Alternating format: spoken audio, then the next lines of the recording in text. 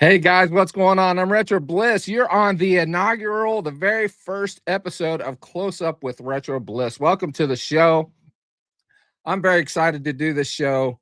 We're going to be talking Atari. Anytime I talk Atari, I could talk all day about Atari, but we're specifically going to be talking with our guest about the Atari 7800. My next guest, he has pushed the envelope with the Atari 7800, with the popularity of the 2600 plus and the 7800 plus, and with homebrews in general.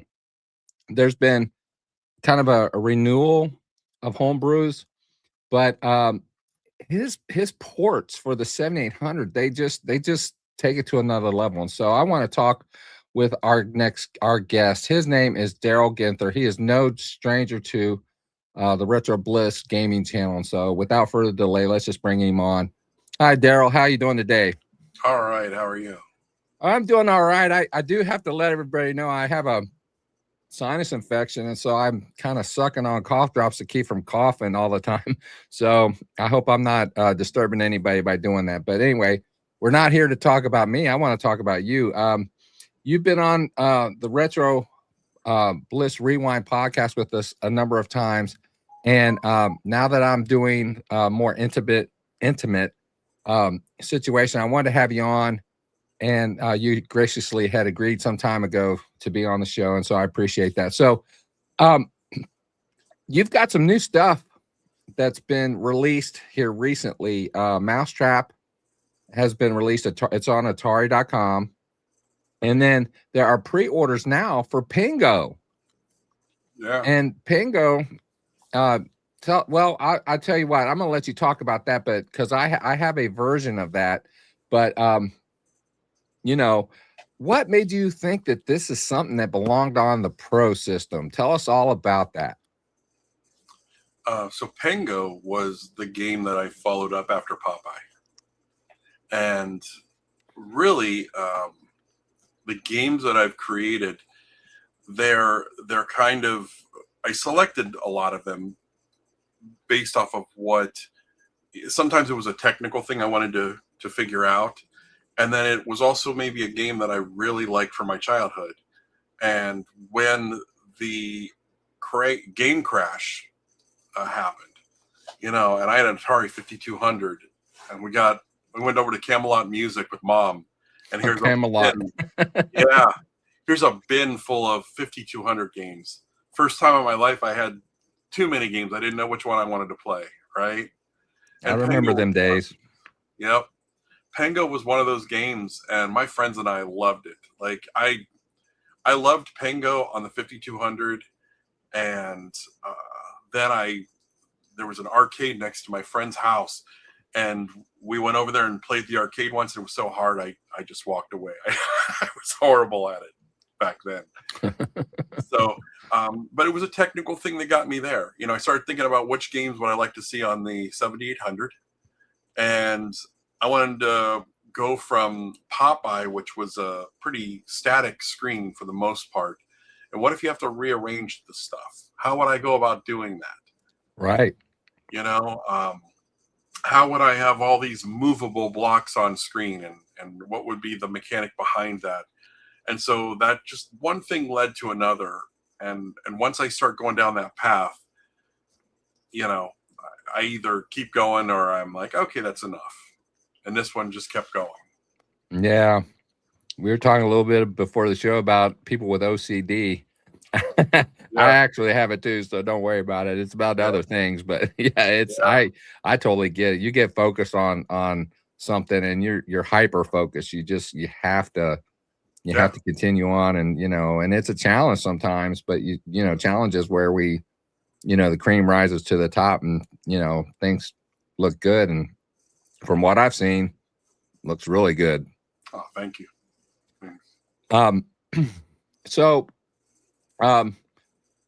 were there any technical challenges to doing in either of the new games? We talked about Popeye on the Retro Bliss Rewind podcast. Yeah. We're going to talk about that a little later, but specifically with Pengo and with Mousetrap, were there any technical challenges after you figured out how to move the blocks and all that? Was it kind of easy going after that, or? I think, I mean, there were technical challenges with both of them, and that was pretty long ago. I mean, these games have been sitting on the shelf for a while.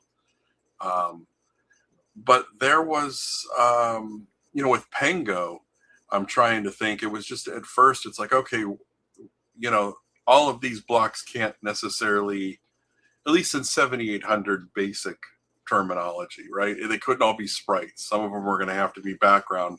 So, when I want to move one, I'm going to erase the background tile created block, and I'm going to replace that with a sprite, and that's going to move.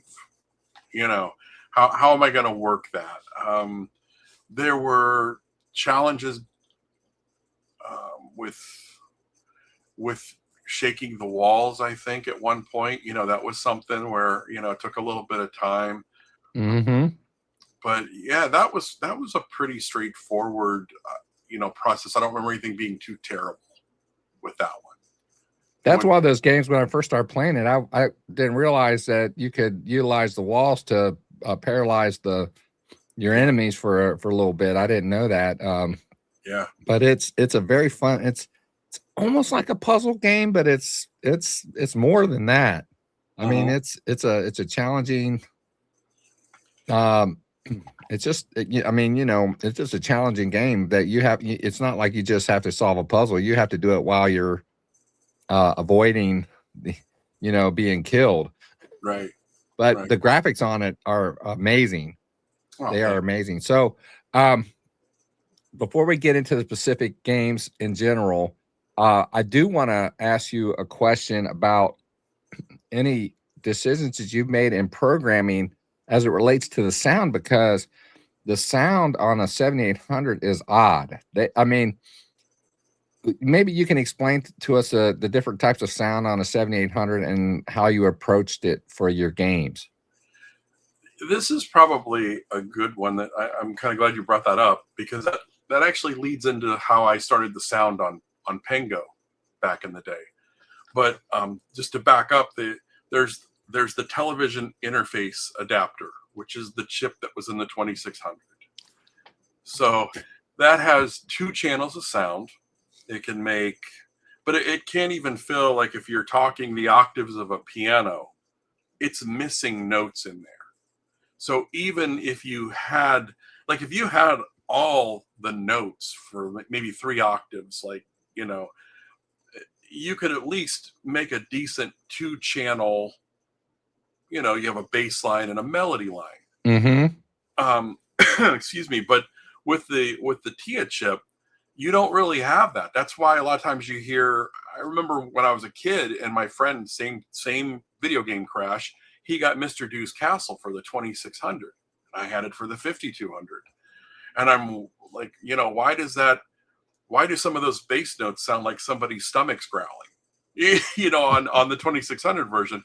And now I understand why. They replaced this noise as the same frequency as a C note down here and the first octave of a piano, Yeah. And that's how they substitute.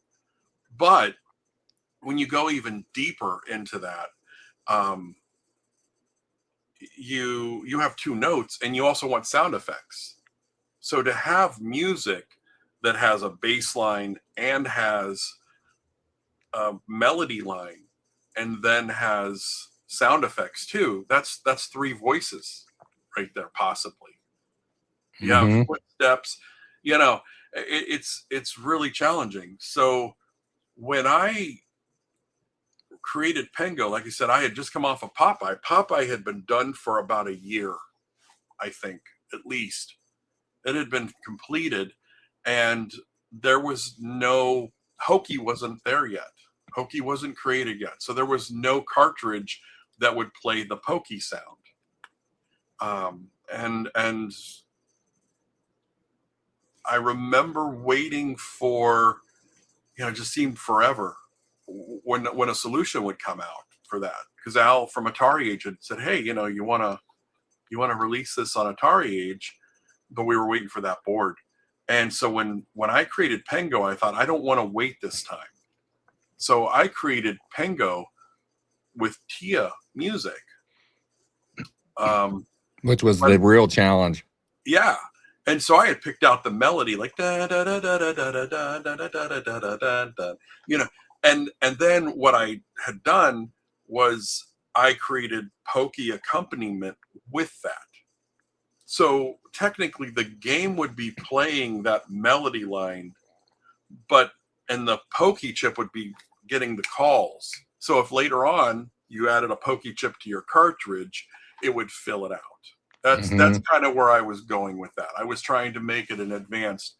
And then Pat Brady from Atari Age contacted me, and he was really great at not only taking the two channels that you have, you have a bass line, you have a melody line, but then Pengo pushes a block. That's a sound effect. You smash a Snowbee, that's a sound effect. He was really, he came up with an engine that would actually,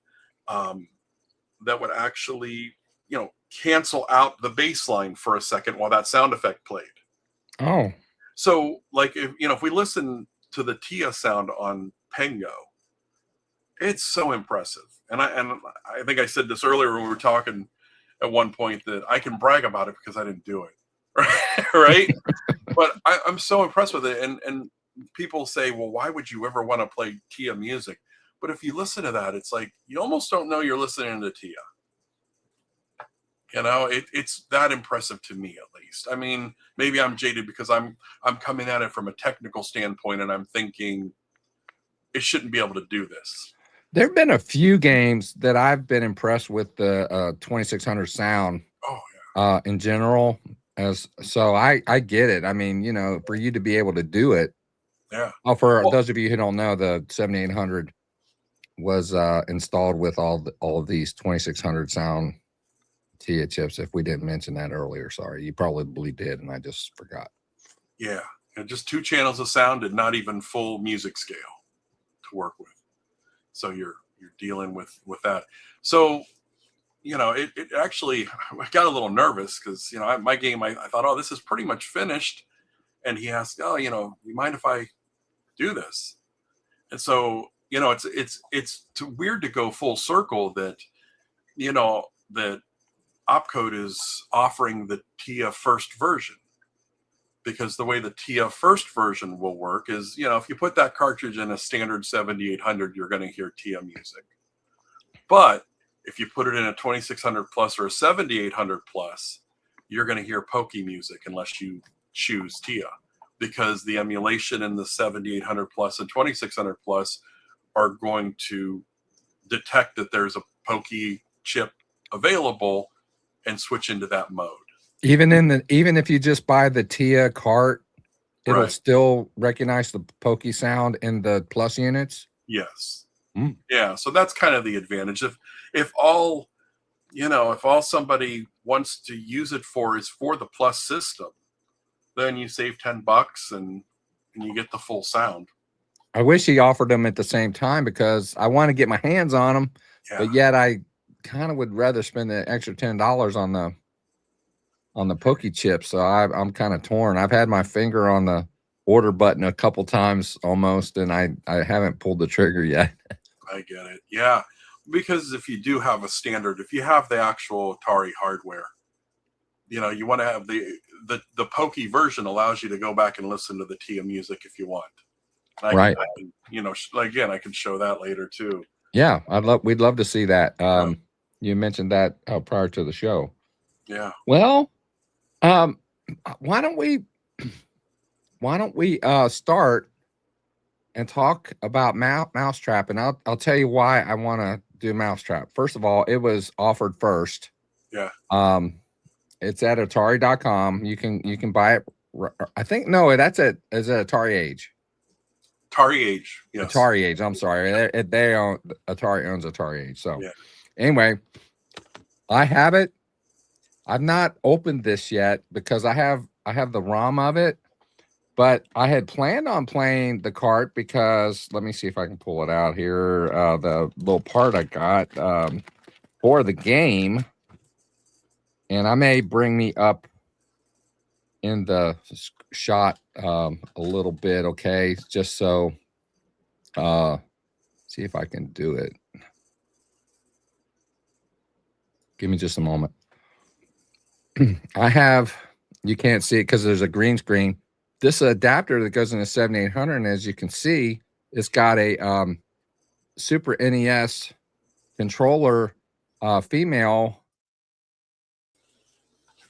Let's see. Let me get out of the single. I don't know what I'm doing here. I was going to sneak off for a second to get my Super Nintendo controllers. Oh, okay. Well, I can go back to solo mode and talk about it. Yep. So the reason why I wanted to get this is because the game control without it requires some coordination and some muscle memory. As far as I'm concerned, I'm old, and it's a little harder for me to do things. So Atari 8 sells these adapters that you can buy along with the game, and you just plug your SNES adapter in. And for those of you who don't know anything about Mousetrap actually has 3 different color doors in it. And so sometimes you need to close the red door, leave the other ones open, yellow, and blue, just the whole thing. And so rather than trying to remember which direction on the D-pad and which fire button to press to open what door, if you have this adapter, it will open a door for whatever button that is assigned to. So I think Darryl's back. There we go. So I do have to try that out yet, but I knew that I was wanting to have you on, and we had talked at some time ago about you doing maybe some gameplay of strategy and that kind of thing. But before we do, I would love to have you talk about Mousetrap, how that happened, your relationship maybe with Atari Age, that kind of thing. Okay. Well, let's start with why Mousetrap, right? I guess I kind of am a maze game fan. I'm a fan. When I was younger, if it wasn't Pac-Man, it wasn't real. But Brian from BD Retro Mod made this controller for me. Oh man, I didn't know that we were going to be doing shameless plugs on this show. No, I'm kidding. Brian's a good buddy of mine, and I put his kids through college. So go ahead. So I thought I'd share this because it is a good representation of the arcade Mousetrap. The reason Mousetrap, I knew Mousetrap because I was into the Pac-Man Fever album as a kid. I played the 2600 version and played Pac-Man Fever, so I didn't have to listen to the sounds, right? Which became our, iconic sounds. But yeah. And one day I went to, it was like a Good Time Pizza is what it was called. It was like a Chuck E. Cheese. They had a Mousetrap game, and you got the red, yellow, blue. And that's the order of the buttons. You have a doggy button. It was a big button with a dog on it. You have a 4-way joystick. And I tried it. I was 12, 13. I was terrible. I walked away. One less quarter. But it was kind of a cool game. And then later on, I revisited it in Maine, and I got to appreciate it a little bit more. The game actually kind of grew on me. So when I created Mousetrap, I don't think it had the 6-button Genesis adapter yet, but it had the Super Nintendo, like you were saying. So with your adapter, let me bring you up on the screen so people can see. Oh yeah, I got to put it here so it doesn't disappear. So with your adapter, if I go left to right, red, yellow, blue. Okay. So if I go left to right, I think red, green, blue for like CRT colors, for the colors of light. So red, yellow, blue, just like the Mousetrap game, I kind of made the red, yellow, blue the top 3 buttons on the Super Nintendo controller. And then the bottom one is the doggy button. When you're using the 6-button adapter, and it's probably good to note that you can't use the 6-button adapters on a Plus system. They'll only work on actual 7800 hardware. So that's something to kind of note. But I'm going to play it with a 2-button. When I play it today, I'm playing it using the 2-button method. But the other thing I wanted to share is when we get into the settings, I'm going to show you how to set up your controller. I had to default somewhere. So it defaults to the Genesis 6 button.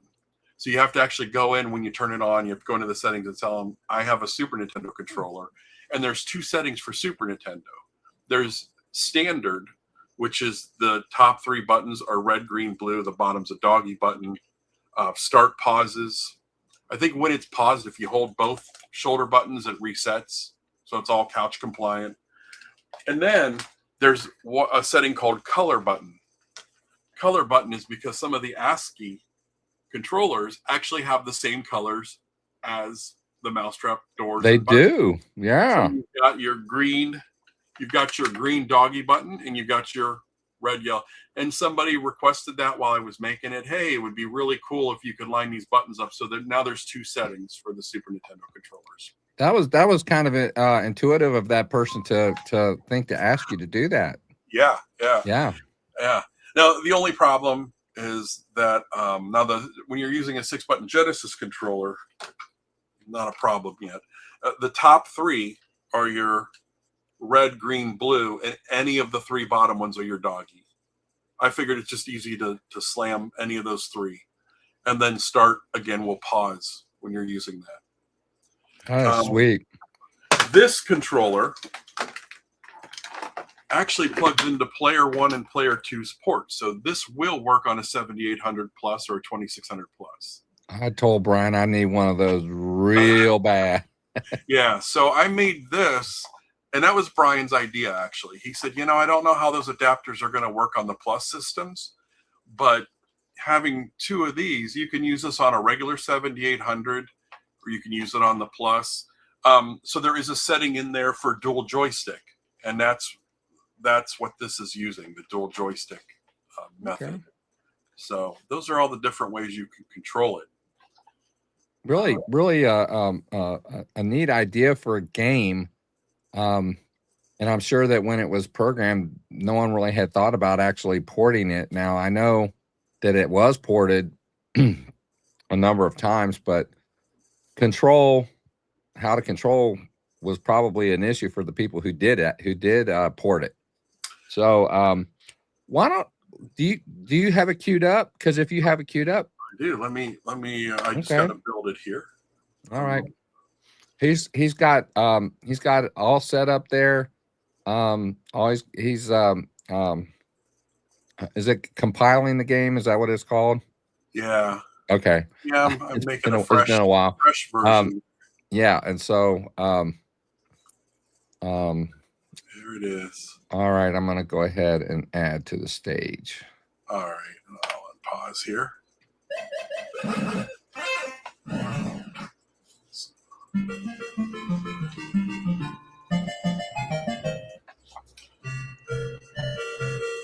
Let me turn that down a little so we can talk. Okay. Is that pretty good volume? You could probably turn it up just a smidge, just one. There you go. Oh, that good? Yep. All right.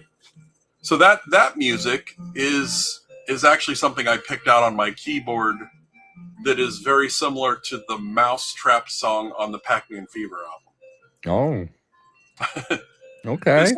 This is taken from the arcade Mousetrap track screen. That was the screen directly from there, and then here's the maze. It looks terrific. It looks terrific. Now I really need some help on how to play this game. Okay. So, but tell us how you would set up, like in my case. Well, first of all, start in my case with the Super Nintendo, how I would set that up, and then you're going to play with this just a standard 2-button. Yeah. 7800. Let me get into the settings here. Okay. Here's settings. And actually before I go too much farther, there is a whole, when you have a high score cart or a save key or an Atari box plugged in, there's a whole, it saves the high scores to that device. Nice. And same with the 2600 plus, 7800 plus, it automatically is going to detect that as a high score device. All my games, I try to have a maintenance screen in here. And if you look, that mouse is not the same mouse from the gameplay. Mm-mm. That is how I started Mousetrap. So that's a 320. That's the 320 high res mode, because the arcade trap is 320 high res equivalent, pretty much, and they're single colored sprites. And I thought, what a perfect game to be my first 320 high res graphics mode. But as I started to develop the game, I'm like, oh, it's so much cuter with the little buck tooth that's white and the pink ears. So I kind of veered away, but I still wanted to use the sprites. And this is that. If you hold down the button, there's the dog. Nice. And you can, if you're hovering one, it'll actually clear the screens for the scores for novice, arcade, expert, mouse line. So originally, Mouse Line was a separate game that I just made for fun. The pack line craze was getting big, and I thought, oh, let's make a pack line game with the Mousetrap characters. Mm-hmm. I already have them. And at the last minute, before we released this in PRGE last year, the idea came up to combine the two. So originally, when you would go into the settings, whatever you had in these settings would save on your high score device. So if you switched Control 1 to the Genesis or the SNES or the SNES Standard, it would save that on your high score device. But it doesn't do that anymore because I needed that memory on the save key for Mouse Line's high scores. And I'm really big on high scores. The reason I like these old games is because you can sit down for 15 minutes, play a game, see if you beat the high score, and walk away feeling like you had an adventure and go on with life. I always got a kick out of it if I beat my own high score, Yeah. Because I rarely ever was able to eclipse what the scores were usually in most cabinets. Right. Yep. I've never been known as a good video game player, as anybody on this channel may know. Oh, you're fun to watch, though. You do well enough to. It's fun to watch. Oh man, I have fun doing it. You guys are a big part of that. But anyway, I digress. Yeah. Well, so here's where you would go. Let me go back to return to title. When you move, when you have the players, 1 player, 2 player mouse line selected, you can also get to instructions from here. I have the full. Right here is your 3 and 6 button controller setup.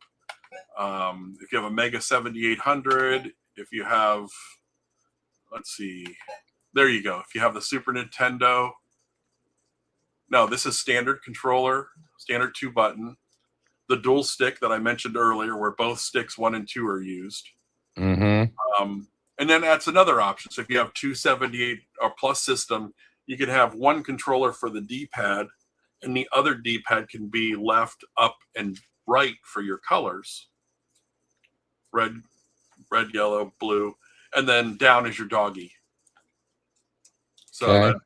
and then here's your Genesis 3-button controller, Genesis 6-button controller, and then the Super Nintendo Standard, the STD, and then the color one. I guess I just put a note down here that, yeah, SNES color matches the colors. So that's the instructions, the points. So you kind of have a little mini manual in the game. And there's some tips. And I like that because Lewis Hill for Muddy Vision, he did a port of Keystone Cops. And he has a pretty, it's not, and that game isn't as intense, I shouldn't say intense, but as hard to try to figure out as this one.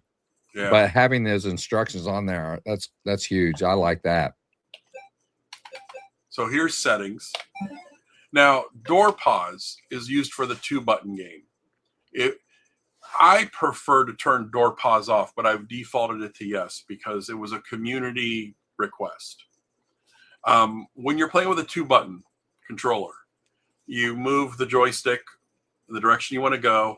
Left button is doggy, and the right button will change the joystick to select the door. So when you hold down the right button, left is red, up is yellow, right is blue. And that muscle memory kind of sticks after a while. So do you have to hold the fire button and then move the D-pad to pick the door, or is it simultaneous or what? It's kind of simultaneous, but this door pause, what it'll do when you're holding the alternate button, the right button, it'll stop the mouse from moving if door pause is on. I like to let the mouse keep moving, and I see both use cases for that. Like I said, I left it on to yes because a lot of people seem to like it in the forum. I prefer, like when I'm gliding up a hill or up a corridor, if I push left and there's nowhere to go left, the mouse will continue to go up. So I got used to playing that way. So I turn it off. Cheat, you have to enter a cheat code in order for that to be active, to turn that on and off. And then here's where your controller one. If you have two of your Super Nintendo adapters, or if you have a combination of the Mega 7800 and a Super Nintendo adapter, you can set up what controller 1 and controller 2 is. Nice. So standard is the red, yellow, blue across the top, left to right.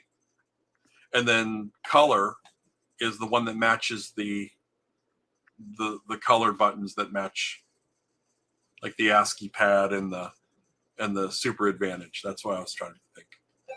So they don't do anything if you're playing in 2-player mode. Credits, it's a repeat of what comes up, and then I also added an in memory to my father. Oh, that's nice. He lived with us, and it was hard to really find time to do anything, and like this. And this was like one of the first projects I did afterwards, so I wanted to dedicate it to him. He lived to be what, 87, 86, 87? Yeah, he was. Wow. He was 87, I think. I have to think. He passed in 2022 and 1935. I have to do math anymore. Yeah. I I kind of did a little in my head. It just depends on what month. Yeah. For each, but it's, yeah, I trust me, I know. And in fact, with him living with you, I'm sure you were kind of a caretaker for a time. Yeah. So I've been there. Yeah. So that is, what else would someone need to do before they got started? Well, here's your controllers. You don't want to mess this up, because if you leave it on standard stick, it'd be your 2-button. But if I have a 6-button controller plugged in, I think it switches. It might switch. I can't remember now. It's been so long. I'd have to pull it up on my actual 7800 hardware. But you can select from here shared stick. So now you can play a 2-player game and pass the same stick back and forth. Oh, nice. So you don't, if you only have one 6-button adapter and you want to play that way, or if you're on the Plus system and you just want to hand your controller back and forth. And then separate sticks, that is,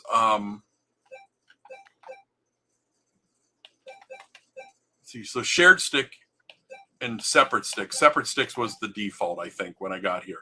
So separate sticks is where each person has their own stick when you're in 2-player mode. Dual sticks is where the left button is the control and the right button, or the left controller is your control direction, and your right controller picks the door /doggy. Yeah. And that's what this one I got from BD Retro Mod uses. The mode. I want one so bad. And then down at the bottom, you have Novice, Arcade, and Expert. So Novice doesn't have the bird, the hawk. I think the game lacks. I know a lot of people say, "Oh, the hawk's really hard." It causes a lot of trouble for me, so that's why Novice doesn't have the hawk. But if you get to 100,000 points, the hawk does show up. Regardless, it doesn't let you, just play for days. Arcade, I think, is the most arcade-like. No, it went to this. It's the most arcade. Like the scores that I get in the arcade are similar to what I get when I play arcade. And then Expert is what it gets when it gets difficult. I noticed in studying the arcade, you start off with less cats on screen, and then the higher level they're all ready to go. So that's what expert, and it's faster. Expert plays a little faster. So I want to see what you can do with that. all right, let's you want to do expert or arcade first? Whatever you think would rightly demonstrate the game to people. Let's do arcade, since that's the most arcade like. And again, I'm playing with a 2-button controller, essentially. I'm actually playing with the keyboard.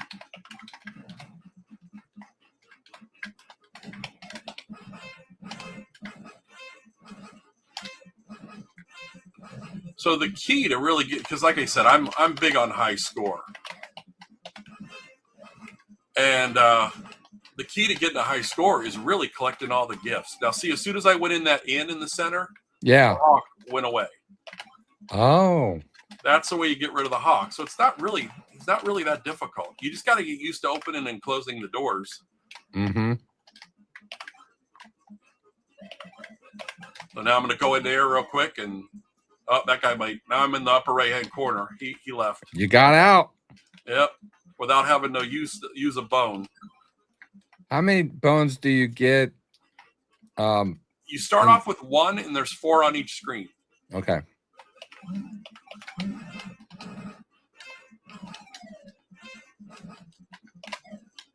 It actually looks really fun. You make it look easy, though. Yeah. So you kind of trapped yourself in there.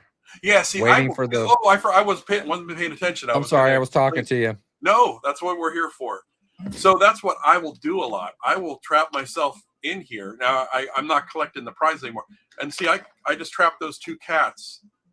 I'm pointing to my screen like you see me pointing. And then I'll trap another couple cats in here, maybe. Do you get points I for gotta that? go. I gotta go because the hawk's there. Yeah. And I can play a real game after this. I'm just trying to show some of the concepts. Sure. The thing I do is like collect this. That's going to come out, so I'm going to use that. And then if you watch, my score that's worth 1,200. The next prize is worth 1,400. So you're kind of, excuse me, you're kind of not finishing the maze on purpose so you can get those points. Yeah. Yeah, if you collect all the prizes on this first level, you'll have over 100,000 points. Oh my word! Before you leave. Yeah, I gotta figure this out. This looks too much fun.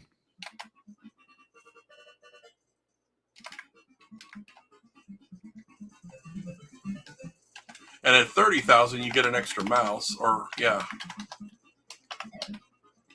So now I'm at 28.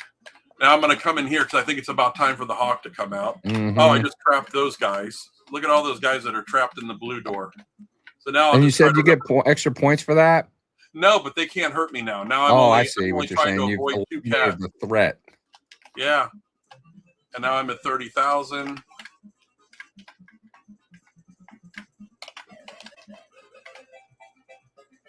I need to get out of here. Fish in a barrel, baby. Fish in a barrel. Yeah. So I will go ahead and clear the screen just to, because I'm down to, that's my last bone right there. If you look at the bottom left, I don't have any bones left. Yeah. That's pretty impressive. Yeah. So now I got to remember I'm starting off without any bones. Also, you don't start with a fresh set. You have to collect them as you go. I'm sorry. I shouldn't talk. No, do talk. That was me. That was me just hitting the wrong key. I know I can't walk and chew gum, so if I'm trying to play and someone's trying to get my attention, it's not pretty. I've played this game a lot, so I'm pretty. I should be pretty decent at it. Yeah. But you get a maximum of 6 bones. So okay. I will often collect. Oh, I'm trapped. Let's see. Oh, there we go. How'd you do that? So I had enough bones, so I just used one up in emergency. And yeah, see, I have 2 bones at the bottom, and yeah, I'll take those to the next screen with me, and then I'll have 4 new bones on that screen. So when you go into the indoor, where it says in, does it randomly put you in one of the corners, or is there a method to the madness? There's no method; it's random. Ah. I don't think the arcade, the Hawk gives up quite as easy. I kind of like my Hawk kind of goes away as soon as you go into in. But I think, it's a good balance for a home game, I think. With, you want it to be a little easier than the arcade in some respects. Mm-hmm.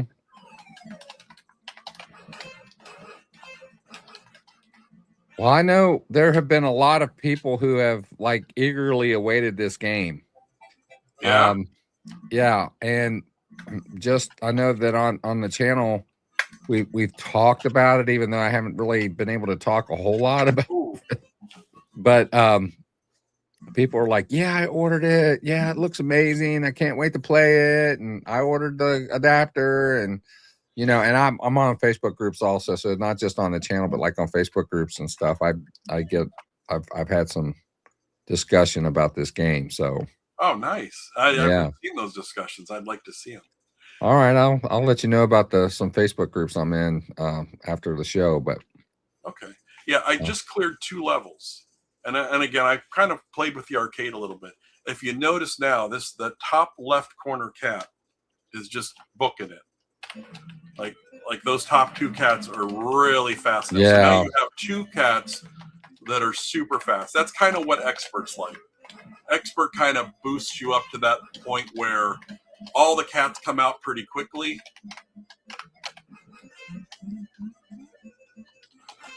And you've got 2 really fast cats. So a lot of times, if I'm lucky, I'll get those 2 fast cats trapped in the doors. That's the strategy that I'll use. So it really gets fun once you get used to the motor memory of knowing I want to go here. I'm going to use this door. I should have gotten to 100,000 so you could see the fast Hawk. The Hawk gets stupid. You didn't have the game's undivided attention. You were talking to me too, so you have a excuse. Yeah. So nice, man. I cannot wait to play that thing. It's going to be fun. I've tried to play it through the A7800 emulator because you gave me the ROM of this some time ago, even before Atari Age decided to put it in the store, because we've known each other. I think the first time I met you was at either Korg's or Torg. Like 2.5. This year will be 3 years. Whichever show it was, I think it'll be 3 years when I first met you. Yeah. So you gave this to the guys, and I'm ashamed to say I haven't really sat down with it because, like I said, I understand the concept of changing the door with the right button and then moving the D-pad up, down, or to up to the left, and then the dog with the other button. But when I found out that they sold that adapter, I'm like, I am getting that. I think it's going to be a little bit more enjoyable, at least for someone like me, someone who's not. It makes it nice. Yeah. Oh, just real quick, I mentioned mouse lines in this also. Oh, yeah.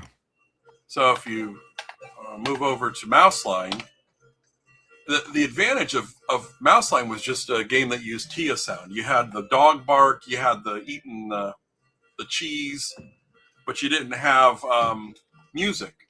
Where now mouse line actually has the music.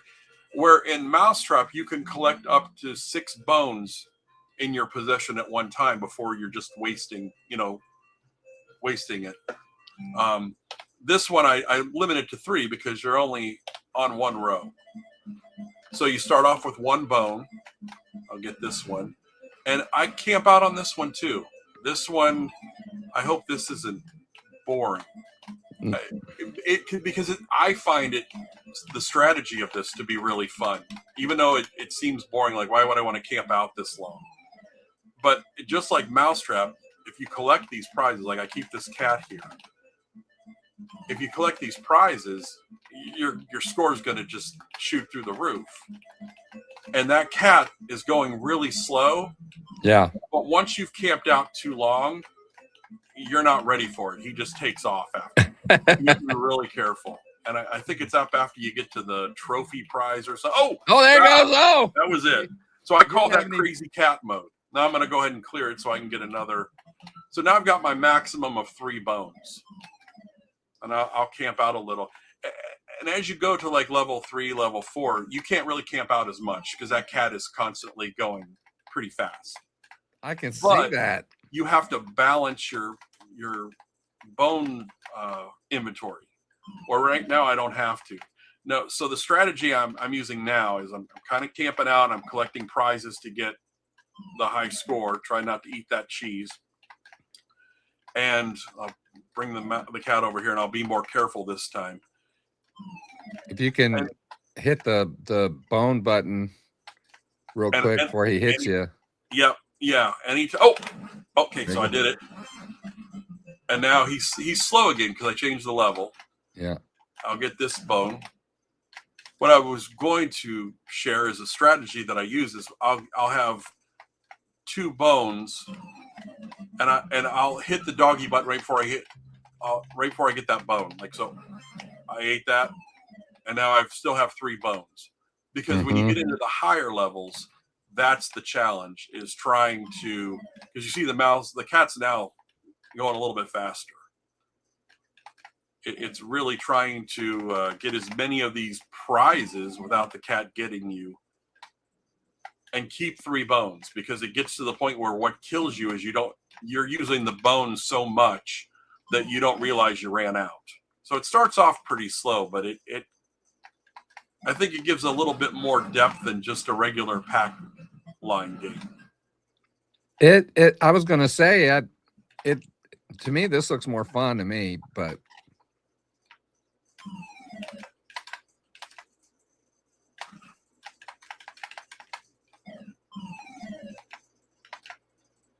and these are the actual scores that these prizes are worth. They're the actual prizes from the Mousetrap game. I just pulled everything, graphics and basic sound effects over. And then when I moved Mouseline into Mousetrap, I had to do some rearrangement, and I was able to add the Pokey music. So when you clear a level, you get the little tune. Oh, now look at him. So now I pretty much have to use a bone to clear this level. Yeah. But he slows a little bit, but I can see he's gotten a little faster now. Yeah. Yeah. It's just a tad. I was pretty happy with the difficulty ramping. I like it. This is a fun. This actually, I'm not a fan of the pack line games, if I'm being honest. Some people rave about them. I'm not a huge fan, but this looks very entertaining. Nice. So, and I'm gonna have to clear the level to get that, I think. And I just wasted a bone because I had 3 and I grabbed that one. Yeah. And you can't collect more than 3, so I missed a chance to score on the cat.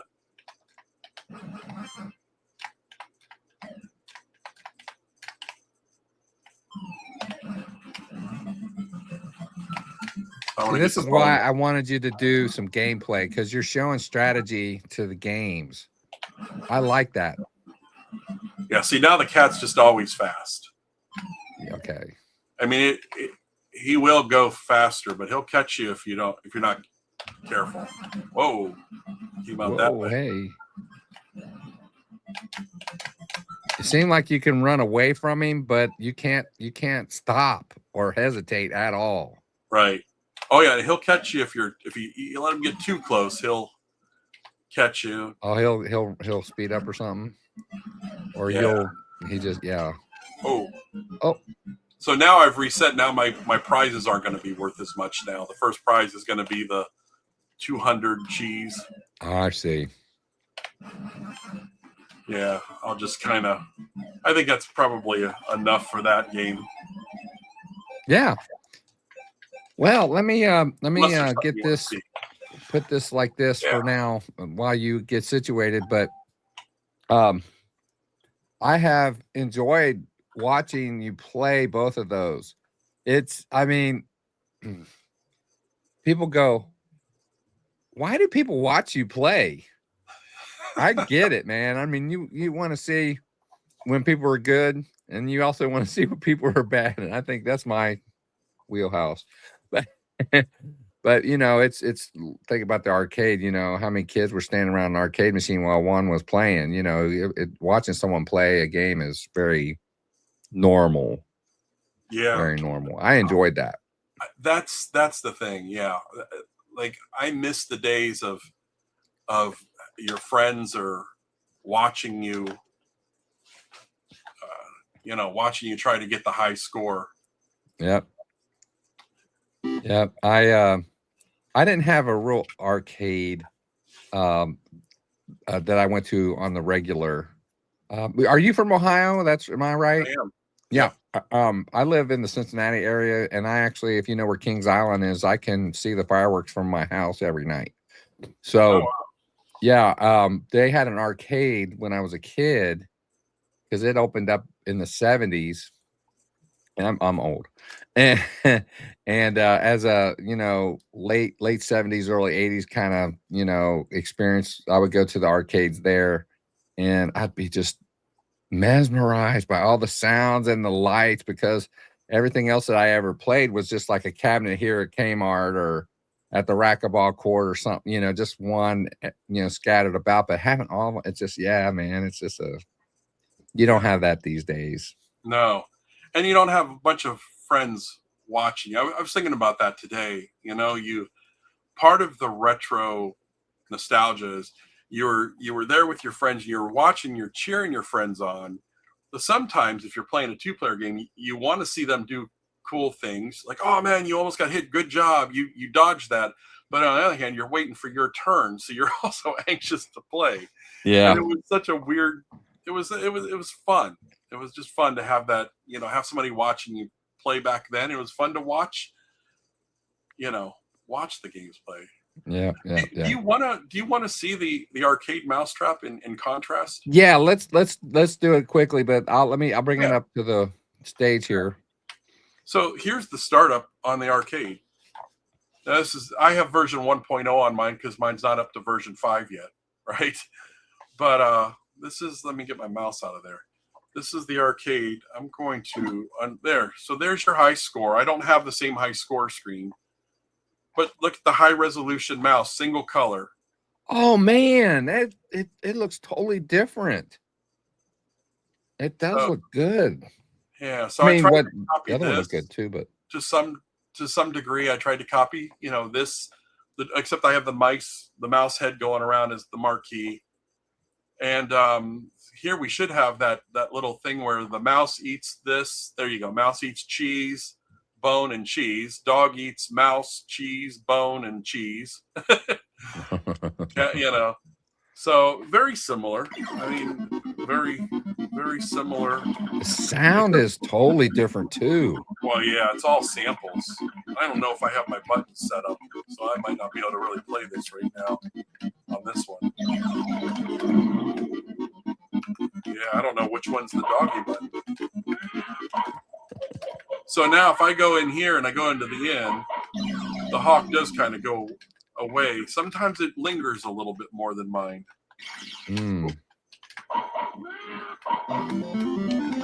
The same principle. You can stay on this screen for I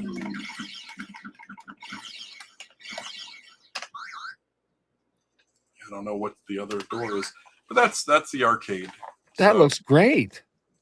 That is really, you're getting a lot of bang for your buck when you get that, man. If you're getting Mouse Line and you're getting the 2 versions of Mousetrap. Nice. Oh, you don't get, that's the arcade version. Oh, I thought you said that. No, I'm sorry. That's me. Okay. I just thought maybe, yeah. I'm sorry. I'm No. not the sharpest tool in the shed, but you probably said it and I didn't see. So it is very close. Your version is very close. I don't know how you could get any closer on a 7800. Yeah, and like I said, it was a choice between single color sprites or the more colorful. I like the little pink ears and the white buck tooth on the mouse. Yeah, it's definitely unique. Definitely So, unique. All right. Let's see some Pengo. all right. This game I really enjoyed playing. When the version that you gave me was called Pentago. Yeah. So actually, do you want to just not? I won't play it, but do you want to see the arcade Pengo first? Sure, let's do that. Let's show the arcade version, then we'll see how yours Let's see. looks. All right. So let me pause that. So when you turn the game on, I paused the emulation now. When you turn the game on, the first thing it says is "Thank you for playing." It does the same thing it does when you end the game. So unpause, try once more. So I tried to emulate this. When I came up with the game, you got the squash, the snow bees. They come out and eat up the top word, and then they come out and spell Pengo. Yep.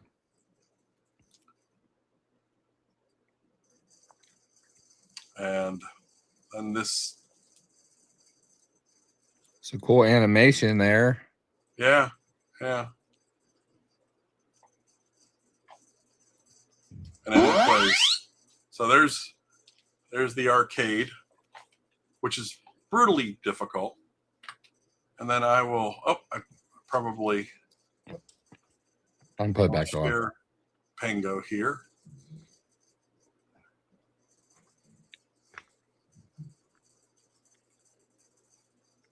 And here's the 7800 version.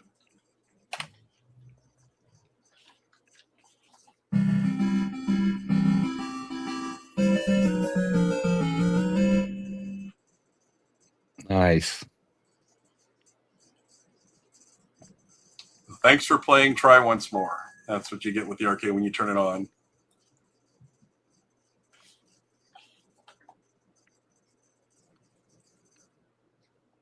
Man, it looks so close.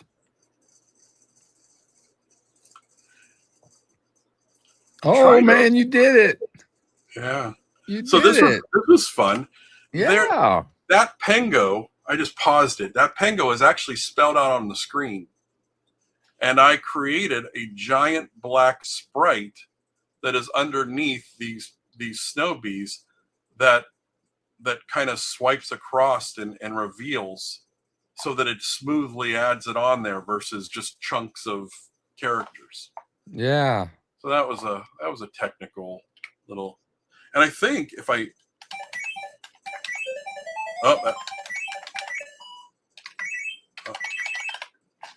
you have that animation too. Yeah. So there's this. I tried to get as much as I could. And that looks so good. It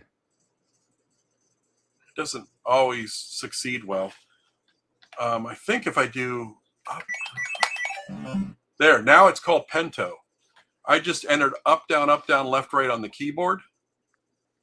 Pento was an arcade bootleg that I saw on Main. And that's where I came up with Pentago. Oh. So this is still in there. I used to have it hidden where you could change Pentago to Pengo. And now you can change, it's vice versa. It'll default as Pengo, but that Pentago logo is still in the game. Up, down, left, right. Yep. Nice. So when the first time you press the button, I guess I didn't. So I went into the settings. I didn't realize I did that. So sound chip, you can choose between the Pokey sound or you can go to the Tia sound. Force tune. So everybody that I talk to is like, I love the popcorn song. But I grew up with the alternate version that they created for outside of Japan. Sega had the rights, or somebody had the rights to the popcorn in Japan, but when it got exported to the States, they didn't have the copyright for popcorn, so they made their own alternate sound, and that's the music that the 5200 played. So I kind of prefer that, but I made the game alternate between the two. If you leave this off, it just alternates. One board is one tune, the next one plays the other tune. But you can force it. If you prefer popcorn, you can force it to popcorn. Nice. For 2-button controllers, if you want to push both buttons to pause, you can enable that. Bonus levels. There's Zero Page Homebrew, who was really big on promoting Popeye originally. If it wasn't for them picking me up on the stream, I wouldn't have continued with Popeye. It wouldn't have gotten the recognition. So yeah, I created he's the man. Yeah, so I created a level dedicated to them. I forgot about all this. It's been so long that this has been sitting on the shelf. I'm going through it and learning it with you again. And then the standard levels. Level select, you can actually select your level that you want to start at. Nice. You can't save your high scores when you're using these quote unquote cheats. Like if you start at level 13, you can't. That doesn't record high scores. Okay. Invincible, I think if I remember correctly, you have to enter a cheat code. And then it saves it to the high score save device. So once you've entered that, you can do this you can make yourself invincible. Again, you can't let me go out now that it's invincible. Okay. And I have level select before round. So okay. when I start the game, you see that the cheat codes, this push start button, that's what happens when you put a quarter in on Pengo. He's bouncing the N up and down, and it has your bonus. Round select is one of the cheats that's showing up, and invincible is showing under there. Those are the two cheats I have. So when I start, you can actually go through at the bottom. If you look at the round flags, round 3, 4, 5, 6, 7. So I can go all the way up to round 20, 23, I think 22. That's the highest round before the arcade resets back to the original difficulty. Okay. Let's go here. Let's try 19, level 19, and you can select the screen that you want with the up and down. So, and if I start this. So tell us what the object of the game is for those who may not know. Yeah, maybe I'll start there. So to me, let me reset this, because I think that would be better for a regular game. Oh, I'm sorry. No. I should have let you do what you were doing. No, that's fine. I think. All right, so the object of the game.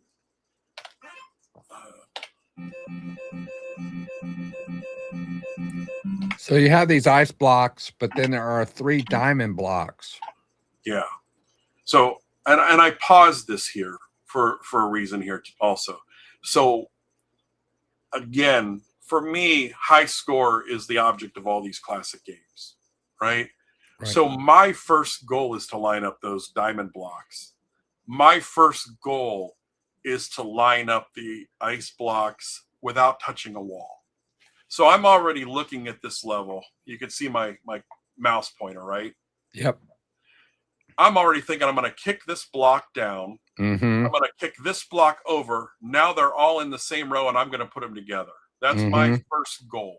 That's the first thing I look at when I see a screen come on. The next thing I look at is there are 1, 2, 3, 4, 5, 6 snow bee eggs on this level. 1, 2, 3, 4, 5, 6. That's the flashing blocks. On earlier levels, there's 3 snow bees on a screen at one time.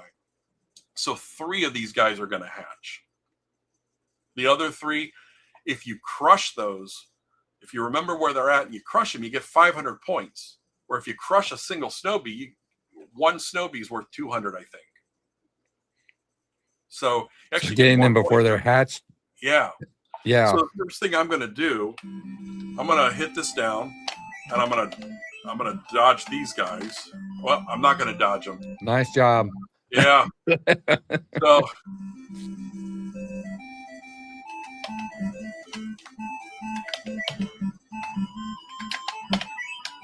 kill him for chasing me. Yeah. And then get those lined up.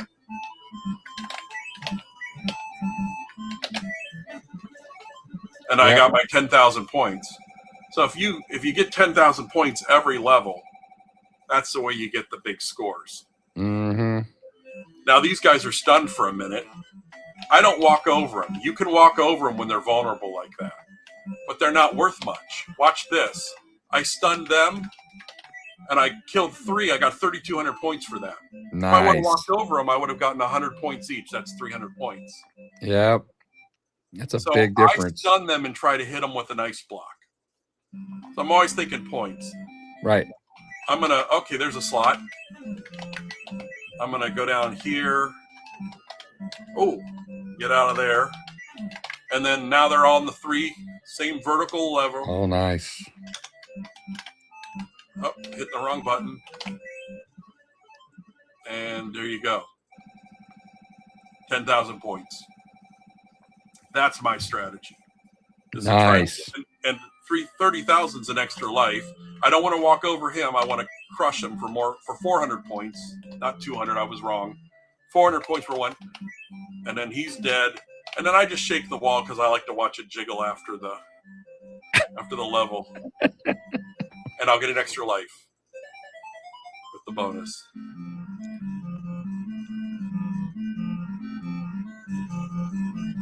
Now, did you notice that this is not Pokey sound, this is Tia sound?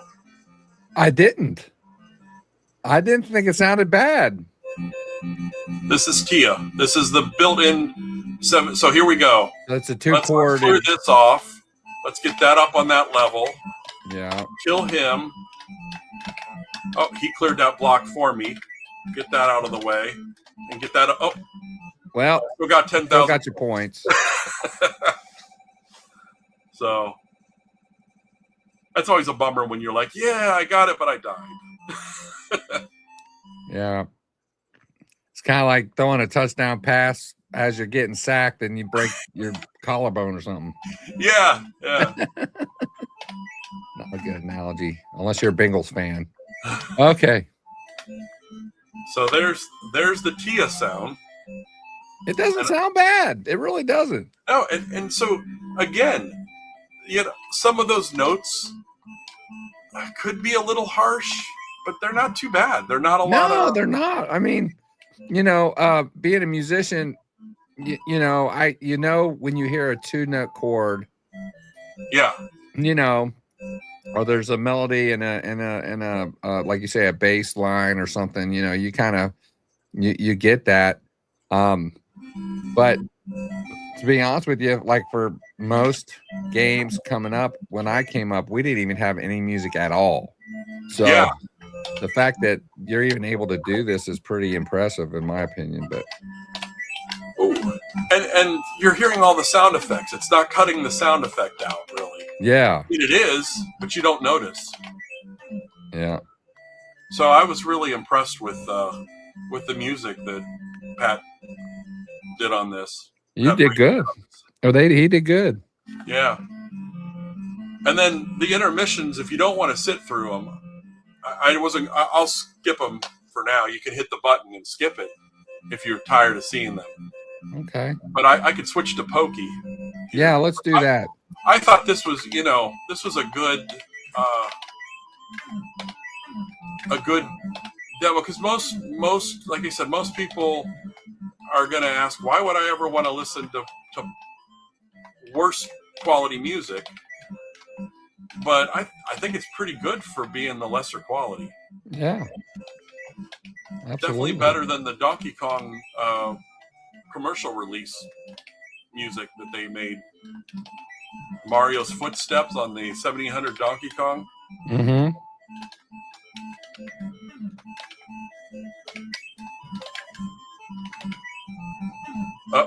Oh, Oh, so, he ate that ice block against the wall right as you pushed yeah. the diamond block. So I'll die here to get to Pokey. And then you can also hear the high score. But now notice that there's more unhatched eggs at the top of the screen. So as the levels progress, now there's 4 snow bees when you hit this level that are going to be on the screen at one time with me. And then you'll have still 5 in reserve after these guys hatch. So that's how the game gets more difficult. The snow bees become a little more aggressive. They become a little faster, and there's more of them on screen. There's max of 4 instead of 3. But this is, see right here, I would rather get 3,200 points than walk over them. Mm-hmm. You can walk over them, but you only get 100 points. Yeah, I see.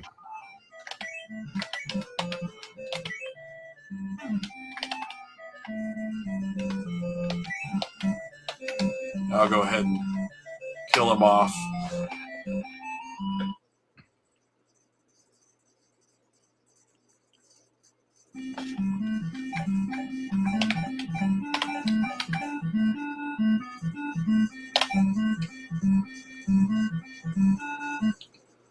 Then I'll go into, okay, and settings. Settings, you have player 1 or 2. 2 players use 1 joystick. 2 players use 2 joysticks. Okay. What you got here? You have your settings, which we were in already. I'm going to switch it back to Pokey. And let's see, the settings that I did not cover. You can force it to alternative or popcorn music all the time. Push 2-button controller to pause, because your start button pauses you when you're using a 6-button controller, I believe. Bonus levels, we could look at those later. Those are just a couple extra levels to play. Level select, we saw that. Button stop. So for the 7800 plus, how do I explain this one? This one's a tough one to explain. Let me just start a game real quick. And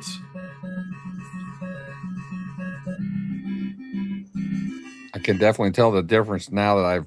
Yeah. Now I'm holding the button down. Okay? Okay. And I'm going to hold the button down. Wait. And if I hold the button down a little before I hit the ice, it hits it when I get there. Like I'm still walking, and you can go a block and this is the way the arcade works. Okay. If I hold the button while I'm walking, if I hold the button when I'm walking, when I hit an ice cube, when I come into contact with an ice cube, I'm kind of charged up. Now I'm not. You have to let up on it. So I tried to make it as accurately as possible. Where if you go into the settings,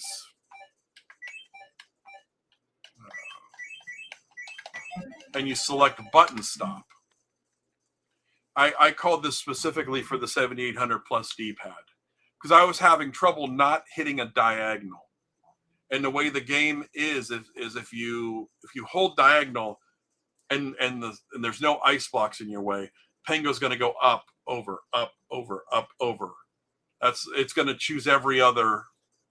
Okay. Arcade games, I find it challenging to take an arcade game like Pac-Man or Mousetrap that's it had a joystick that could only go in 4 directions.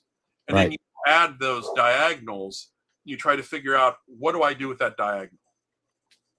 So in this case, when I have the 7800 plus D-pad, I might make this the default. And if people want to comment on the video, it's not as arcade accurate. But if I stand here where I'm at now and I hold the button down, I'll push left, up. I'm not moving. As long as I'm holding the button, Pengo doesn't move. So it kind of locks you into place when you're holding the button so that you don't have accidental diagonals. So that's a new thing that I just worked with.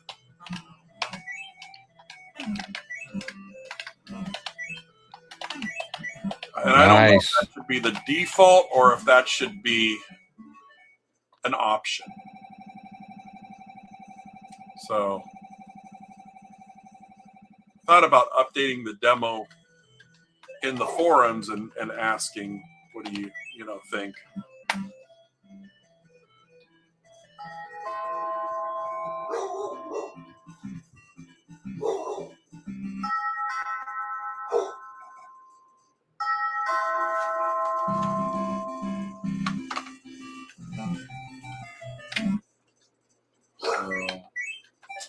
And then just like the other game, here's the instructions. I think that's a really nice touch. I like it. Oh, here's some stuff here. If Pengo takes too long to clear a level, the last snow bead turns into what's called a blob, and it runs to the nearest corner. Oh yeah. So that's how that, and you could actually, you don't die, but it ends the level.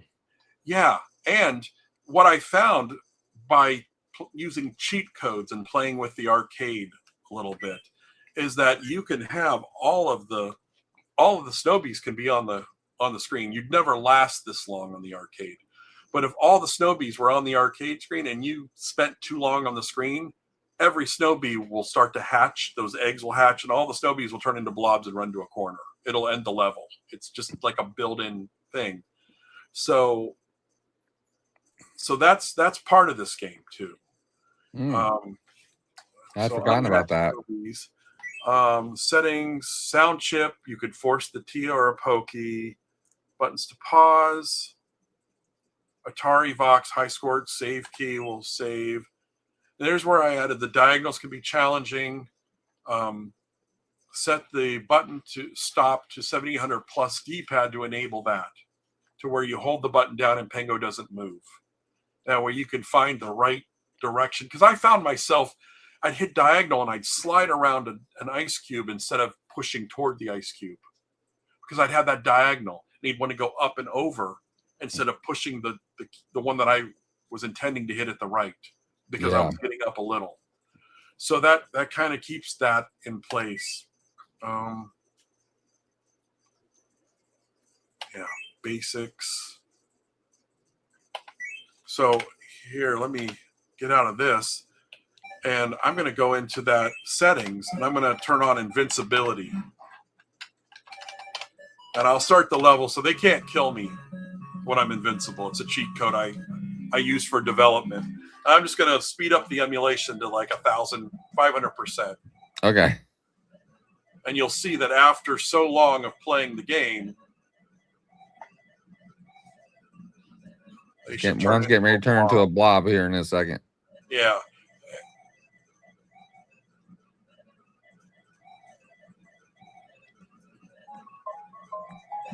There they go. There it goes. Now all the other ones top right, and they run.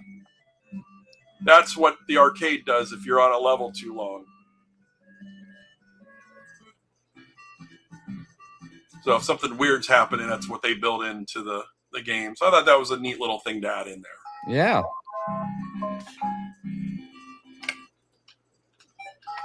Let's see.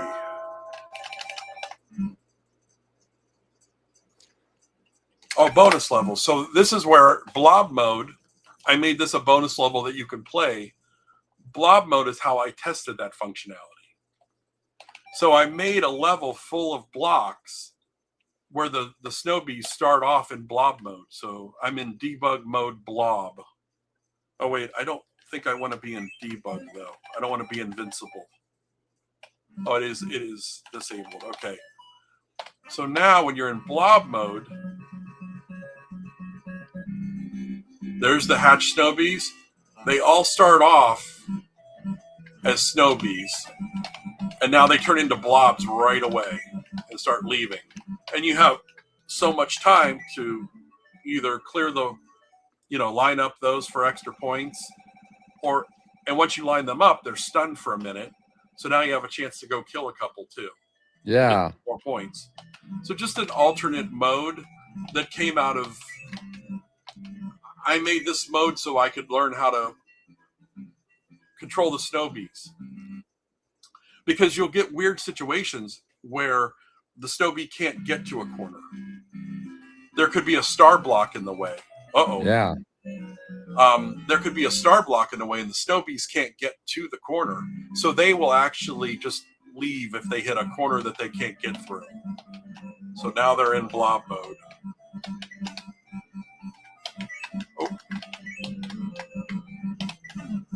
See how many I can. So it just becomes a see how many you can exterminate before they get off the screen. So that's an alternate mode. And then the other alternate mode, which again, you can't save high scores when you're in the alternate mode, is the 0-page homebrew. And so every other level is the 0-page homebrew level. That's all it is. So ZPH. That's all. Oh. They're unique initials. You know what it is when you see it too. Yep. Oh, too soon. So the next level will be a standard, one of the standards.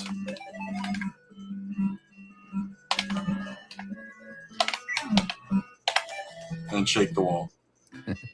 You definitely got some OCD. Every time you're near a wall at the end of the level, you automatically go for that. You know why I do that too? It's funny. The 5200 had a weird bug on it where if you were shaking the wall when you cleared the screen, when the next level started and played this da-da-da-da-da music, the wall would still be shaking. Oh. So I would always shake the wall when I cleared the screen on the 5200, so I would see that at the beginning of the next level. That's cool.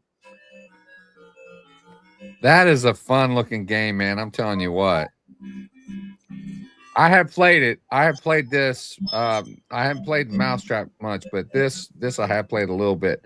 I'm not great at it, but man, it is a lot of fun. And I can't wait to get back to it. But I'm not sure what I want to do because Opcode has pre-orders up on their website for this, but it's only the TIA chip. You can't pre-order. You can't even pre-order the Pokey. Right. So, yeah. Yeah. I could see, if you're hardcore original hardware, it's nice to have the Pokey sound, unless you're a collector and want to get both versions, right? Mm-hmm. Like I'm going to have both because it's, my game, right? Right. But if you play the TIA version on a Plus system, you've got the full sound. So if all you're ever going to play it on is a Plus system, then the TIA version's a nice, you save $10. I think it is. I think that's. But this is a game I do suggest. You guys saw Mousetrap. Mousetrap is one of those games that once I figure it out, it's going to be a lot of fun to play. That's the problem, is trying to teach myself how to play it. But I've learned a lot by watching you tonight. So, and then Pengo, what can I say about that? So Mousetrap you can get at Atari Age, and Popeye. I want to talk about that before we go. But Popeye and Pengo you can get at Opcode. Not sure if Popeye's on back order. I know that a lot of times that Ed has a little bit of a issue getting parts in sometimes. Now, wasn't there going to be an alternate? If I remember right, was there supposed to be an alternate enclosure for Pengo at Opcode, like a different color cartridge or something? I think the early pre-orders were a different color. Yeah, I think it was kind of an encouragement to for the TIA. I'm not sure though. I don't want to speak incorrectly on that. Well, like you say, people who are collectors, they know. Yeah. They've probably already ordered. But yeah. I do want to, before we go, I do want to talk a little bit about Popeye. Okay. Now let me get back to us here real quick. All right. Popeye, my first experience with Popeye was when it was before the last chance sale. Mm-hmm. And I got this version of Popeye at Atari age. And this I had a lot of fun with, man. I mean, it was amazing. And then they took it out of the store during the last chance sale. And that thing was going like new on eBay, was going for big money. People were wanting that real bad. That's how good that game is. I think I saw it for $700-800 or something somewhere. Yeah. Maybe more than that. It was nuts. I'm like, man, I'm glad I got my copy when I did, you know. And everybody's like, but we won. I said, you're probably never, ever going to see it again. But here comes Ed, right? And I don't know how that happened, but this isn't the same game. This is a little different. Tell us about the original and a little bit about how you changed it to make it kind of a different gaming experience. So the original, if you play the arcade game of Popeye, if Brutus is 2 levels lower than Popeye, maybe I'll get a visual here. Sure.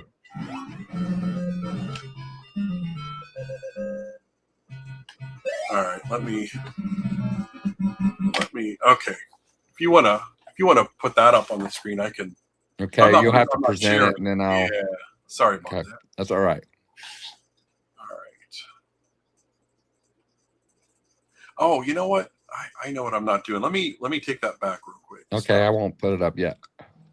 Share screen. So I haven't been adding. I'm just gonna let you guys know before he gets into this.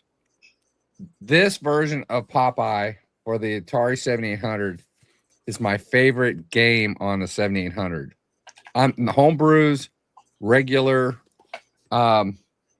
releases, retail releases, all of it. Popeye, the new opcode one. Is it good to go now? Yeah. Okay. Right, the graphics in this game, it's amazing. So tell us, like I said, tell us a little bit about, you know, kind of your Reader's Digest version of how you program the first one and then the changes. Well, you know, I don't have a lot of time to learn, 6502 assembler and the 7800 specifics and what have you. So I never really thought I'd get involved with that.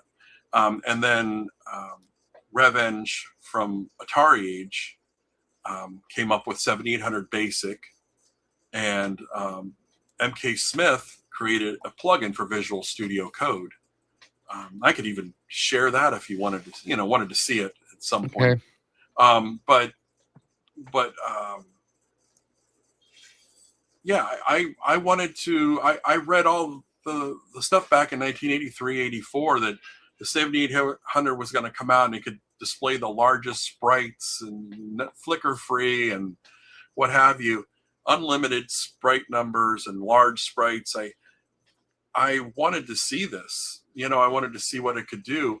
So I downloaded the Atari, what's this called? Atari Dev Studio plugin for Visual Studio. It comes with a sprite editor, and I drew a big sprite of Brutus, and I learned a couple, 7800 basic commands, and I plotted Brutus on the screen. And I thought, oh, let's make him go back and forth. Now let's add Popeye, and there was no level. It was just 2 sprites, and let's make him jump up at Popeye when he gets close. Next thing it was, hey, let's get a level on there. Let's put a background to it. Try to get the playfield somewhat, which was a new level, a challenge. And then I ended up making a mini game of it. I don't know if you remember the mini game. Yep. You had sent it to me early on. Yeah. And that got broadcast on Zero Page Homebrew, and the consensus was you have to finish this.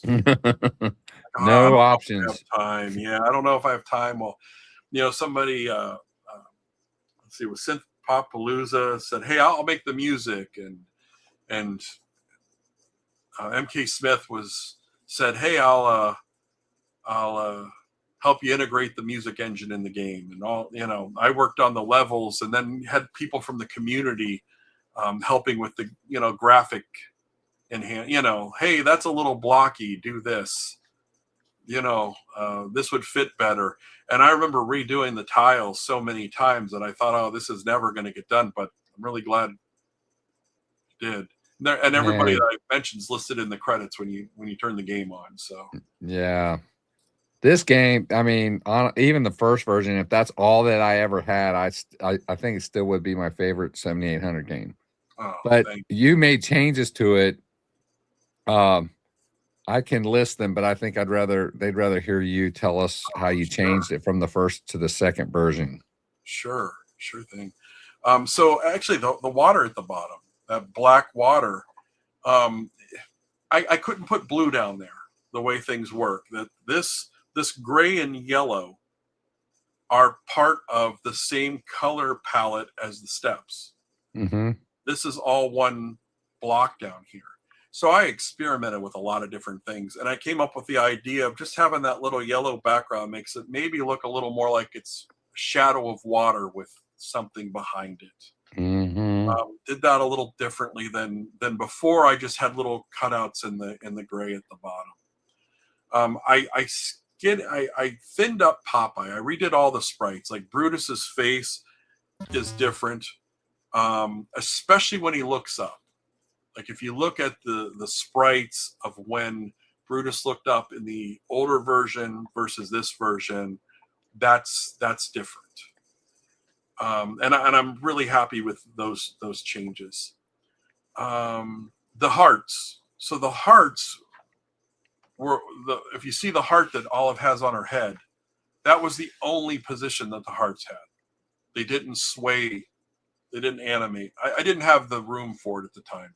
And the heart would go to the right. It would hit the wall, go to the left, go to the right, go to the left. The hearts now will randomly change direction as they're falling, kind of to be a little bit more in line with the arcade, and they're animated. Brutus, in the original version, he would see Popeye as 2 levels below, like Popeye is now at this point. And he could make the decision, am I going to jump down to get Popeye or not? He would always jump down and swat his hand down below to try to get Popeye, but he couldn't go another level. The arcade will sometimes go 2 levels. This version now goes 2 levels. Mm-hmm. The other thing, so Brutus, he kind of does this intro thing. And it's pretty easy at first until I collect so many hearts. He doesn't get too aggressive. Oh, there he goes. So let's see if I can get him to look down here. So that is a little different face. Like I redid Brutus's face. I wasn't happy with his face when he looked down or up. Let's see if I can get him to look up. I kind of went back and forth with the arcade a little. When he looks up, I really like. There he goes. Is kind of like fits. It's similar to the arcade. When you punch Brutus,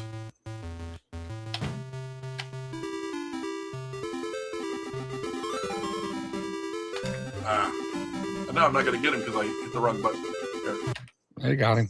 I used the frame that it used to be the frame where he jumps up and he had his hands in the air like this. Mm-hmm. I thought that looks more like he got punched in the gut. That's when he reaches down. That's when he's about to reach down. That's when he looks down to see what Popeye's doing. And again, I changed that facial expression a little over the original. So that was a switch. Whoops.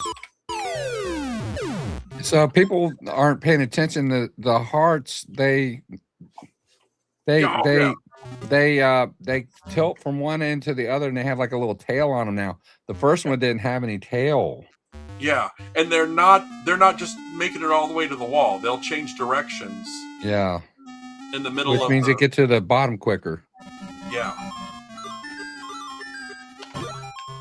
Now the other thing, this right here, that explosion of the bottle, that's the same explosion that I had before.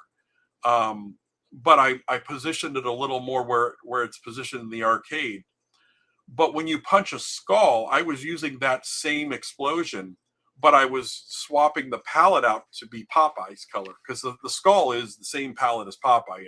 It's white, blue, and the flesh color. So when you swap that bottle out, you really couldn't tell that it wasn't a skull that was exploding. But now when I pull up the skulls, you'll see that they have their own explosion. Let's see. Also, Brutus does some things that are just you wouldn't expect him to do, but it's what he does in the arcade. If I'm down here,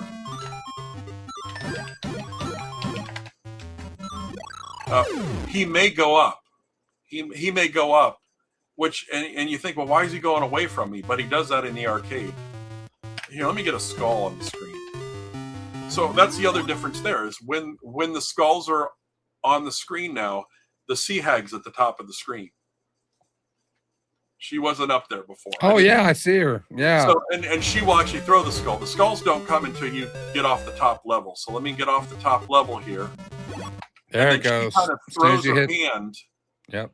I couldn't really make her dance. I didn't have the room for the extra frames of animation, but I made her dance. And instead of the skulls just hanging where they hung right about there and they would drop, I made them bounce a couple times over to the screen. And they're animated. They weren't animated before. Right. So the mouth is opening, and when it goes in the water, there'll be a splash. Oh wow! I never even noticed that. Yeah. So that's a new change. You get these before I die here.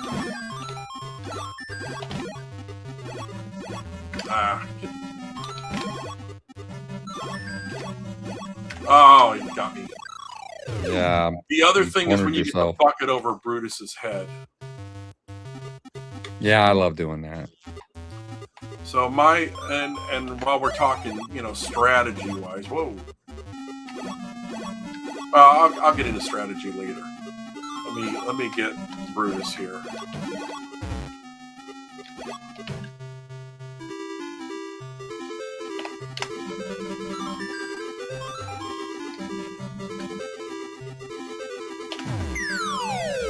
I always wait for him to get out of the water. I always save the bucket up here, and then right when he walks under me, right there. Oh, you get 4,000 if you do that. Yeah, and that is a new sprite. That bonus 4,000, bonus 2,000. Yeah, that's different than the original. That's okay. A little bit more colorful here. Let me do this, and then I'll speed up since it's emulation, and I'll clear the screen here.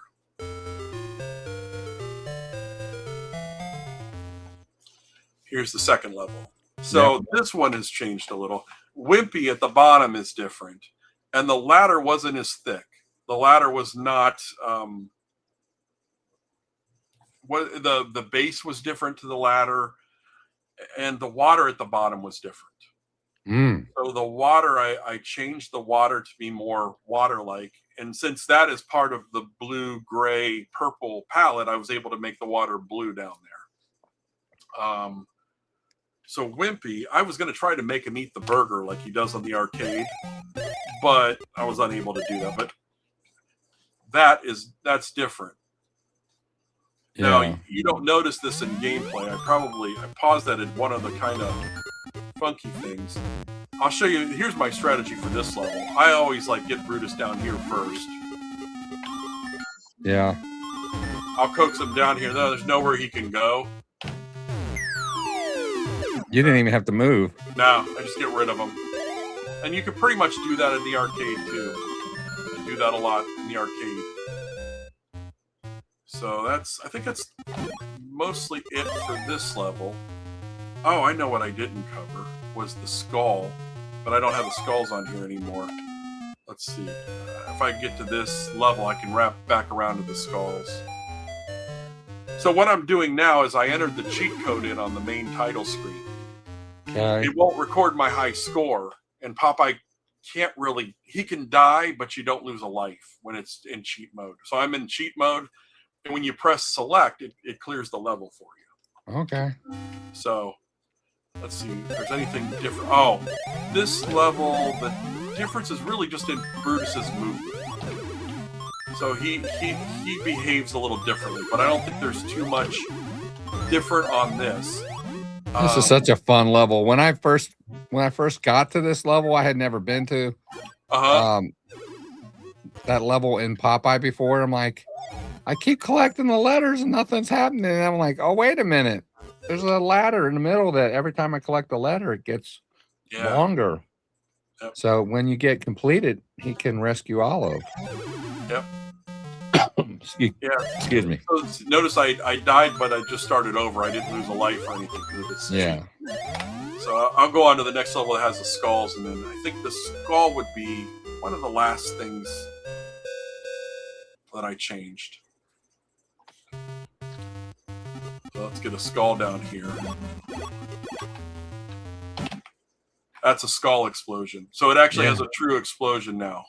Yeah. It's got where it's not a bottle anymore.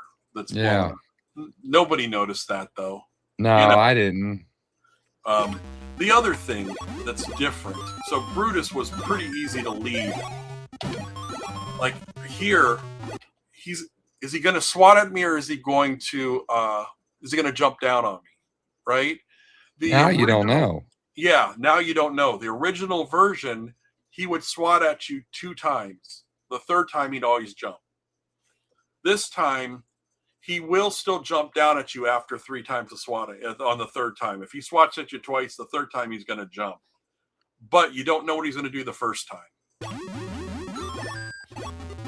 He might jump down on the second time. You just don't know now. Yeah.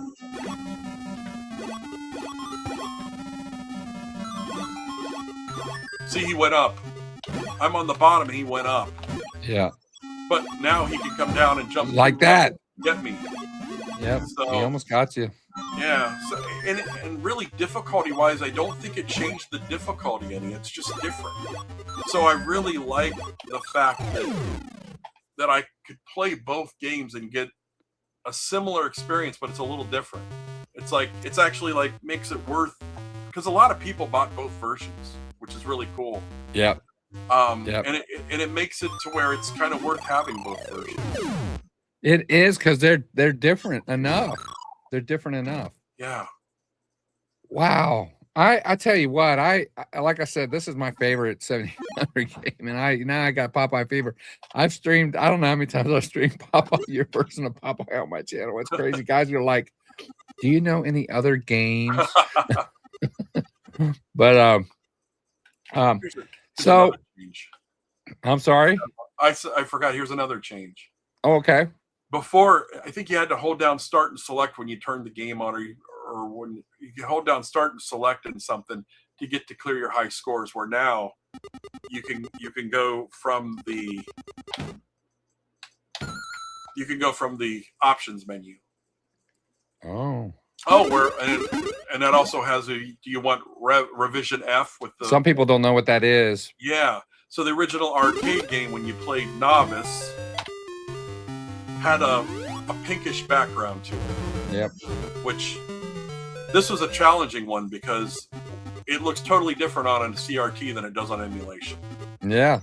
So this was a tough one to get the colors right. The rest of the gameplay is just normal, but the main difference is it's easier. Brutus is an aggressive, and you can go up and down this ladder. It's a full ladder that you makes it easier. So, because of time's sake, I do want you to touch on strategy on this game real quick. Okay, I can do that. All right, let's go. I remember there's something you told me. I'm not going to say what it is, but when you first were demonstrating the game, you explained to me how to get point. Like you said, the idea is to get points. Yeah, so see, I'm staying up top. I'm trying to collect these hearts before they get down because they're worth 500 points up top. Yep. Wherever I can get them up top, I'm going to. I never noticed that until you said that to me. You said you were talking about even when you were playing in the arcade, you always try to stay up top as much as possible. Yeah. And I'm like, well, why? And then I'm like, well, wait a minute, you get more points. Yeah. And see, I save the spinach until the house is half full. Well, I timed that wrong because I was talking. But I save the spinach until the house is half full. To me, I just want to try to get as much done before I use that up. Mm-hmm. And usually Brutus will put himself in a position that I can get him pretty easily. Yeah. You waited till he jumped down on you. Yeah. So I'm very big on, and this is the way I am at the arcade too, waiting on to see what Bruce is doing. People get freaked out because Brutus is, oh, I did it too soon. Because Brutus is there. He's not really that dangerous. He's going to jump up. He walks a little before he jumps up at you. It's not like he just swats at you. Yeah. I could sit here all day and play with him, and then he lets me alone, and then I go get the hearts. So it's really just kind of being patient with him and not being afraid of him. Yeah. Same with when I get under him. Now here, I'll try to grab the first couple hearts up top sometimes. Yeah. But then I come down here. That didn't work. He didn't throw the bottle when I wanted him to. So now he's going to go down probably and go all the way around. I want him down here. See, I don't usually play this bad. I do. So here's what I normally do. I try to get his attention, get a couple hearts.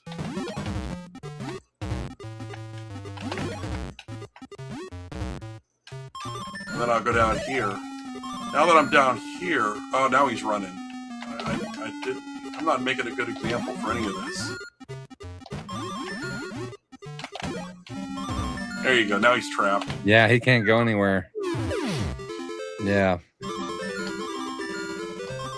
That's a nice little strategy.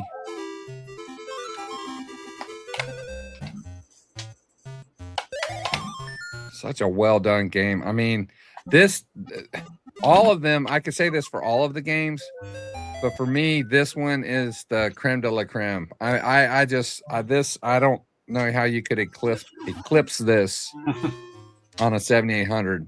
I just don't. But that's I may be biased. I don't know, but yeah, I really enjoyed you sharing the tips and gameplay and the development of these games. What I want to do before we wrap up, though, I do want to talk to you just real quick about what's going on with Darryl now, because I know you may be putting the finishing touches on Pengo. I guess it sounded like that you're still kind of sort of making some decisions with that game. And I don't know what you can, if anything, you can share, but are we going to see more from Darryl Guenther? I hope so. I hope. I'm in a situation where work has been a little bit hectic lately. And, for me to work on a game, it really takes a lot of time. I'll get lost in it. And to put that time aside, it has to be something that I really am comfortable with, because I will lose nights of my life to it. I get that. I understand. So I do have a couple projects that I started that I would really like to continue on. I can't, unfortunately, really talk about them. They're nothing. They're kind of obscure. One's kind of obscure and one's kind of an original concept that was not my making. It was an original concept that I had to, it's kind of a partial original concept that was brought to me, and I had to kind of put it make it happen. And I'm still working on how to complete some of it. So that's where I'm stuck, is I don't know what to do with some of those other levels that I have to finish. Well, that's the beauty of being on Atari Age and dealing with other programmers and things. You know, you may not find the right person right away, but eventually you will find somebody that can bail you out and go, "Hey, why don't you try this?" And you're scratching your head and you're going, "Why didn't I think of that?" Yeah, it's more, and I don't know. It's kind of a weird one. So I don't know. I would really like to get to the point where I could create a game that I just want to create. You know what I mean? Get back to, and I really want to try to get,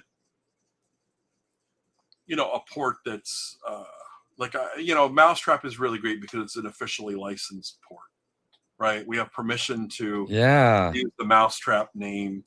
Pengo, I was really, hoping that, at one point that maybe Pengo would, would be an officially, product. So and it was looking like it would have to be Pengo, right? Yeah.